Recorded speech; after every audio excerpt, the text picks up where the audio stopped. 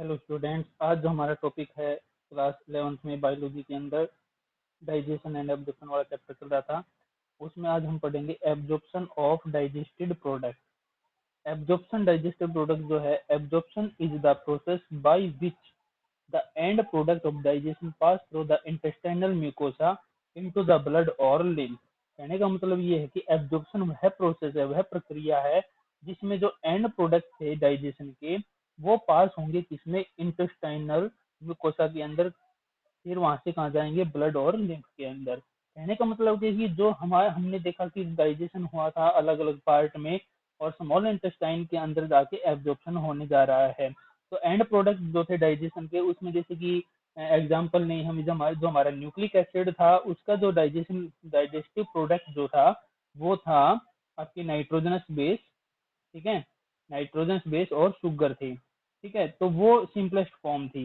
इसके अलावा जो है, जो आपका जैसे कि फैट्स की बात करें, जो फैट है जो वो उसमें जो लिपिड्स हैं या फैट्स जो हैं वो फैटी एसिड और ग्लिसरॉल में टूट गए थे, ब्रेक हो गए थे, तो वो एंड प्रोडक्ट है फैटी एसिड एंड ग्लिसरॉल। ठीक है, इसके अलावा और भी बहुत सारे जैसे कि प्रोटीन्स जो हैं वो अमीनो एसिड्स के अंदर कन्वर्ट हो गई थी, तो वो एंड प्रोडक्ट हैं डाइजेशन की। वो पास होंगी कहाँ पर, इंटेस्टाइनल जो म्यूकसल लेयर है, जो अंदर वाली जो लेयर है इंटेस्टाइन की, इंटेस्टाइनल म्यूकोसा, उससे वहां पर जाएंगे। वो कहाँ पर जाएंगे, ब्लड और लिम्फ में। तो ब्लड में तो जैसे कि ग्लूकोज है, प्रोटीन है, ये कार्बोहाइड्रेट आप सारे उसके अंदर ट्रांसपोर्ट हो जाएंगे ब्लड के द्वारा। बट जो फैटी एसिड हैं वो जो है लिम्फ उनको क्या करेगा, लिम्फ के अंदर जाएंगे पहले वो, लिम्फ के बाद फिर ब्लड के अंदर जाएंगे वो। ठीक है, और ये जो है ये अलग अलग मेथड्स के द्वारा एब्जॉर्प्शन होता है, जैसे कि it is carried by passive, active and facilitated transport mechanism. ठीक है, तो तीन मैकेनिज्म है, पैसिव, एक्टिव और फैसिलिटेटेड ट्रांसपोर्ट मैकेनिज्म। अब इसमें यदि हम बात करें कि ये कौन से ऐसे मेथड हैं, तो पैसिव पैसिव जो है वो, जो एक तरह से हम ये बोल सकते हैं, पैसिव ट्रांसपोर्ट का मतलब ये होता है कि जिसमें किसी एनर्जी की रिक्वायरमेंट न पड़े। ठीक है, पैसिव के अंदर किसी एनर्जी की रिक्वायरमेंट नहीं होगी। तो पैसिव ट्रांसपोर्ट जो है वो आपका एक सिंपल डिफ्यूजन होता है। जैसे सिंपल डिफ्यूजन की डेफिनेशन हमने पढ़ी थी, movements of particles from higher concentration to lower concentration. तो ये हाई कंसेंट्रेशन से लोअर कंसेंट्रेशन की तरफ मूव करेंगे। तो ये तो पैसिव हो गया। एक्टिव में जो है, एक्टिव जो है वो एक तरह से, एक्टिव ट्रांसपोर्ट जो है उसमें एनर्जी की रिक्वायरमेंट होती है और एटीपी की फॉर्म में एनर्जी रिक्वायरमेंट होगी वहां पर। और ट्रांसपोर्ट है, इसमें कैरियर प्रोटीन्स की आवश्यकता पड़ेगी फैसिलिटी ट्रांसपोर्ट मैकेनिज्म में। अब जो है जैसे कि स्मॉल अमाउंट ऑफ मोनोसेकेराइड्स, मतलब ये बात याद रखनी कि कुछ अमाउंट मोनोसेकेराइड की, कुछ अमाउंट बोला इसने, जैसे कि ग्लूकोज है, अमीनो एसिड है, एंड सम ऑफ इलेक्ट्रोलाइट्स, कुछ इलेक्ट्रोलाइट्स हैं जैसे कि क्लोराइड, आयन है, वो एब्जॉर्ब होते हैं बाय द सिंपल डिफ्यूजन। कहने का मतलब है पैसिव ट्रांसपोर्ट। ठीक है, the passage of these substance into the blood depend upon concentration gradient. जो जो ये सब्सटेंस की जो मूविंग कैपेसिटी है ब्लड के अंदर, वो डिपेंड करेगी किसके ऊपर, कंसंट्रेशन ग्रेडियंट। कंसंट्रेशन ग्रेडियंट का मतलब जैसे कि higher concentration to lower concentration.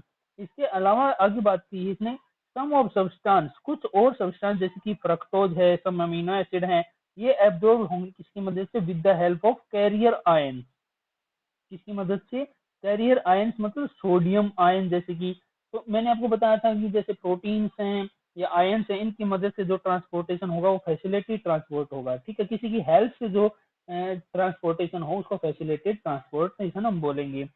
Next है transport water depend upon the osmotic gradient. ये भी ऑस्मोटिक ग्रेडियंट पे डिपेंड करेगा, मतलब ओजमोसिस हम बोल सकते हैं। ओजमोसिस हमने पढ़ा था कि movement of higher concentration to lower consent liquid medium. ठीक है, तो ये वाटर का जो है मूव जो होगा वो किसकी वजह से होगा, ओजमोटिक कंसेंट्रेशन ग्रेडियंट की वजह से।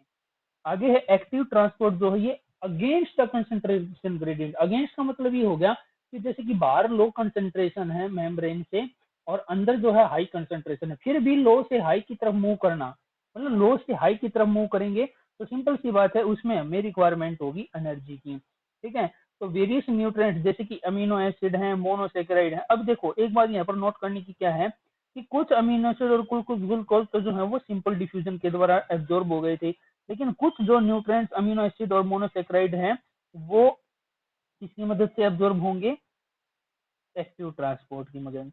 तो एक हम यहाँ पर ये बात बोल सकते हैं कि कुछ परसेंट राइड की वो एब्जॉर्ब हो जाती है सिंपल डिफ्यूजन के द्वारा, ठीक है, मतलब पैसिव ट्रांसपोर्ट के द्वारा, और कुछ जो है वो होती है किसके द्वारा, एक्टिव ट्रांसपोर्ट के द्वारा, ठीक है। तो ये था मैकेनिज्म। अब बात करते हैं यहाँ पर इसमें आपके जो फैटी एसिड हैं, फैट्स हैं जो, उनके बारे में बात करते हैं। फैटी एसिड और ग्लिसरॉल, अभी आपको पता है कि फैट्स जो हैं वाटर के अंदर इंसोल्युबल होते हैं, ठीक है, तो ये ब्लड के अंदर भी इंसोल्युबल ही होंगे, तो ब्लड इनको डायरेक्टली एब्जॉर्ब नहीं कर सकता। अब क्या होगा कि हमें पता था कि जैसे कि जब बाइल जूस ने फैट्स को तोड़ दिया था मिसेल्स के अंदर, छोटी छोटी ड्रॉपलेट्स जो बन गई थी मिसेल्स, तो वो मूव करेंगी इंटेस्टाइनल म्यूकोसा में, ठीक है, फिर वो दोबारा से रीफॉर्म की जाएंगी small protein coated fat globules. कहने का मतलब कि जो फैट ग्लोब्यूल्स हैं या जो फैट ये जो मिसाइल्स हैं, इनके ऊपर एक कोटिंग कर दी जाएगी, किसकी, प्रोटीन की कोटिंग कर दी जाएगी, ठीक है, तो उसको हम बोलते हैं चाइलोमाइक्रोन्स, ठीक है। जो फैट ग्लोब्यूल्स प्रोटीन के द्वारा कोट कर दी गई हैं उनको चाइलोमाइक्रोन्स कहेंगे। फिर वो ट्रांसपोर्ट होंगी पहले लिम्फ वेसल्स के अंदर, लैक्टेल्स जो विलाई के अंदर प्रेजेंट हैं, और लिम्फ वेसल से फिर वो वापिस आगे रिलीज हो जाएंगी किसमें, ब्लड स्ट्रीम में, ठीक है, तो ब्लड स्ट्रीम में हो जाएंगी वो, ठीक है। तो ये था आपका एब्जॉर्प्शन ऑफ डाइजेस्टेड प्रोडक्ट। तो ल्यूमन ऑफ स्मॉल इंटेस्टाइन है, ये यहाँ पर देखो डायग्राम में भी दिखा रखा है, ये प्रोटीन्स हैं, अमीनो एसिड में टूट गई, एब्जॉर्ब हो गए अमीनो एसिड, ठीक है, फिर कार्बोहाइड्रेट हैं, मोनोसेक्राइड जैसे ग्लूकोज वगैरह में टूट गई, ये एब्जॉर्ब हो गई, इधर ब्लड कैपिलरीज में आएंगे। ये जो है ये ल्यूमन है, ल्यूमन का मतलब पैसेज है, और ये इंटेस्टाइनल म्यूकोसल लेयर है, ठीक है। अब आगे जो है फैट की बात करें तो बाइल साल्ट्स आया, बाइल साल्ट्स ने क्या किया, फैट ग्लोब्यूल्स को तोड़ दिया किसमें, फैटी एसिड्स में, ठीक है, तो फैटी एसिड्स के ऊपर कोटिंग कर दी गई, चाइलोमाइक्रोन्स बना दिए, चाइलोमाइक्रोन्स अब लिम्फ कैपिलरीज में चले गए, लिम्फ कैपिलरीज इनको ट्रांसपोर्ट कर देगी फर्दर ब्लड स्ट्रीम में, ठीक है। तो ये था आपका एब्जॉर्प्शन डाइजेस्टिव प्रोसेस। एक बात याद रखनी है आपको कि ज्यादातर जो एब्जॉर्प्शन होता है वो स्मॉल इंटेस्टाइन में होता है, लेकिन कुछ भोजन का जो आपके फूड का जो है कुछ पार्ट जो है और आगे भी एब्जॉर्ब होता है, वो देखिए कहाँ पर एब्जॉर्ब होता है। जैसे कि यहाँ पर हम बात करें, absorption of substance take place in different part of alimentary canal like mouth, stomach, small intestine and lungs. तो आपको केवल यहाँ पर ये याद रखना है कि 4 जगह एब्जॉर्प्शन होगा सब्सटेंस का, माउथ में, स्टमक में, स्मॉल इंटेस्टाइन में और लार्ज इंटेस्टाइन में। तो मैक्सिमम एब्जॉर्प्शन कहाँ पर होता है, स्मॉल इंटेस्टाइन में, ठीक है।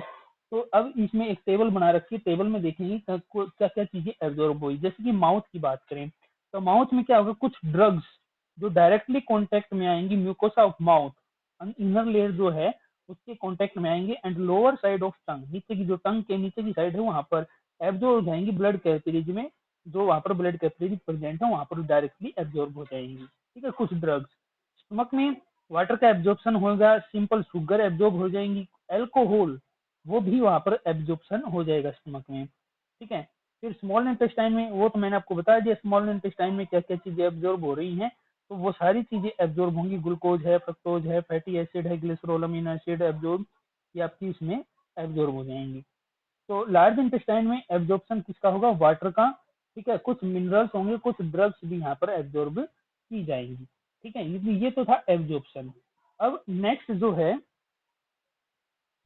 है आपका, ये है आपका इसमें असिमिलेशन। असिमिलेशन का मतलब हो गया जो सब्सटेंस, जो फूड के सब्सटेंस, जो न्यूट्रिएंट्स एब्जॉर्ब हुए हैं वो फिर कहाँ पर जाएंगे, टिश्यू के पास पहुंच गए और वहां पर वो यूटिलाइज किए जाएंगे और फर्दर एक्टिविटीज। कहने का मतलब ये है कि ऑक्सीजन की प्रेजेंस में उनका रेस्पिरेशन होगा, उनसे एनर्जी प्राप्त की जाएगी, और इसी प्रोसेस को हम असिमिलेशन कहते हैं, ठीक है। इजेशन, द डाइजेशन वेस्ट जो है, जो एको डाइजेशन होने के बाद जो मटेरियल एब्जॉर्ब होना था स्मॉल इंटेस्टाइन में वो एब्जॉर्ब हो चुका है। अब बाकी जो मटेरियल बच गया स्मॉल इंटेस्टाइन में वो एज ए वेस्ट है, ठीक है, वो सोलिडिफाई हो जाएगा और coherent faces in the rectum, rectum के अंदर चला जाएगा लार्ज इंटेस्टाइन से होता हुआ, ठीक है, और वहां पर एक न्यूरल रिफ्लेक्स क्रिएट होगी, जिसको जिसको बोलते हैं, वो क्या करेगी, एक अर्ज करेगी या डिजायर करेगी फॉर इट्स रिमूवल। अर्ज का मतलब होता है इच्छा, विल, ठीक है, आपकी इच्छा होगी कि जो डाइजेस्टिव वेस्ट है उसको रिमूव किया जाए। कहाँ पे होगी ये, जैसे रेक्टम के पास पहुंच गया ये डाइजेस्टिव वेस्ट, जो वेस्ट मटेरियल है, वहां पर जाके वहां पर एक डिजायर क्रिएट होगी, ठीक है।